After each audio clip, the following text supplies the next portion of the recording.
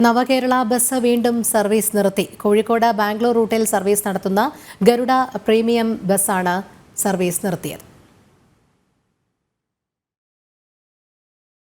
നവകേരള സദസ്സിന്റെ ഭാഗമായി മുഖ്യമന്ത്രിയും മന്ത്രിമാരും ആർഭാടമായി സഞ്ചരിച്ച ബസ്സാണ് യാത്രക്കാരില്ലാത്തതിനാൽ സർവീസ് നിർത്തിയത്.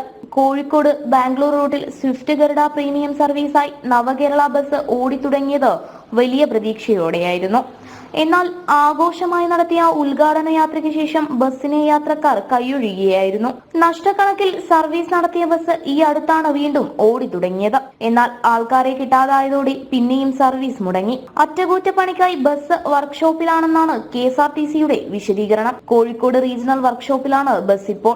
അതേസമയം യാത്രക്കാർക്ക് പ്രയോജനപ്രദമല്ലാത്ത സമയത്താണ് സർവീസ് എന്ന് തുടക്കം മുതൽ വിമർശനമുണ്ടായിരുന്നു. സമയം മാറ്റി പുനഃക്രമീകരിച്ചാൽ കൂടുതൽ ആളുകൾ കയറുമെന്നാണ് വിലയിരുത്തൽ. ജനം, കോഴിക്കോട്.